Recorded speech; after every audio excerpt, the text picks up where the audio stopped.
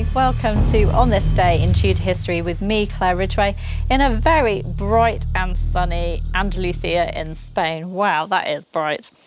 Okay, on this day in Tudor history, the 29th of April, 1567, some sources suggest the 26th of April, James Hepburn, Earl of Bothwell, who'd recently abducted Mary, Queen of Scots, had a suit of divorce made against him by his wife, Lady Jean Gordon. Following the murder of her second husband, Henry Stuart, Lord Darnley, in Kirkfield, Edinburgh, on the 10th of February 1567, and subsequent investigations into the role of the Earl of Bothwell in this dastardly deed, Mary had made several visits to Seaton, the home of Lord Seaton, which was 11 miles east of Edinburgh. She went there to enjoy the better air, allegedly on the advice of her physicians. However, she was also spending quite a bit of time there with the man who was suspected of arranging Darnley's murder, that is, the Earl of Bothwell. On her third visit there, on the 4th of April, according to her biographer John Guy, Mary was taking a walk in the garden on the arm of Bothwell when an elderly man who'd been a servant to her second husband, Lord Darnley, approached her and asked her for help to ease his poverty. So he wanted financial help. Before Mary had chance to do anything to help the man, Bothwell shouted at the man and launched a vicious attack on him. The man was able to limp home bleeding, but died 2 hours later. Bothwell was not a nice man. Bothwell was tried for the murder of Lord Darnley at the Senate House of Edinburgh on the 12th of April 1567. And there you go, the bells are ringing out for him. But no evidence was submitted, and although the trial lasted over 8 hours, Bothwell was acquitted.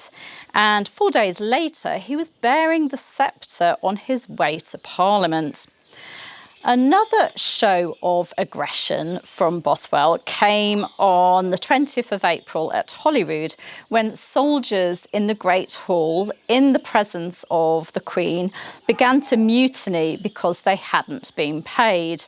Bothwell grabbed their captain by the throat before he was forced to let go by the other soldiers, and then Mary intervened and paid the soldiers.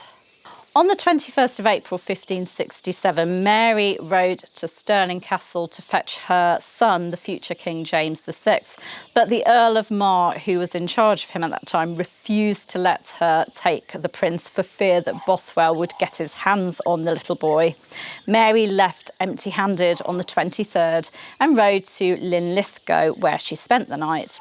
On the 24th of April 1567, she was just a few miles outside Edinburgh on horseback on her way to Holyrood when she was accosted by the Earl of Bothwell, who jumped out into the road, took her horse's bridle and ordered her servants to ride on to Edinburgh.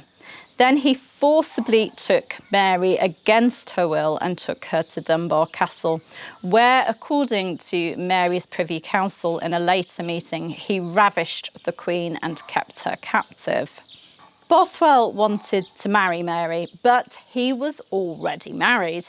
He began a suit of divorce against his wife on the grounds of consanguinity in the Catholic court, and his wife, Lady Jean Gordon, at Bothwell's bidding, began a suit on the grounds of adultery in the Protestant court. Bothwell actually arranged for his wife to lodge this suit. Now, Bothwell admitted to committing adultery, not with Mary, Queen of Scots, but with his wife's maid, Bessie Crawford, and the divorce was granted by the Protestant court on the 3rd of May, and then the Catholic court, at Mary's request, granted the divorce on the 7th of May. On the 12th of May, Mary pardoned Bothwell for kidnapping her and made him Duke of Orkney and Lord of Shetland. The couple married on the 15th of May 1567, and I'll give you a link to my video on their marriage. I did that video last year, and also my video going into detail on the Earl of Bothwell, James Hepburn himself. Also on this day in Tudor history, the 29th of April 1617, Sir Drew Drury, a man who went from being a prisoner to being lieutenant of the Tower of London, died in his 80s at his home. So I'll give you a link to find out more about him. And on this day in 1536, in the lead up to the fall of Queen Anne Boleyn, the Queen had encounters with two courtiers who would eventually be executed for allegedly sleeping with her and plotting to kill King Henry VIII with her. So I'll give you a link to that video too. You can subscribe to this channel by clicking that subscribe button, which is round about there, I believe. You can give me a like and leave a comment, and you can also hit the bell to be notified as these videos go live. I'll see you tomorrow. Bye-bye.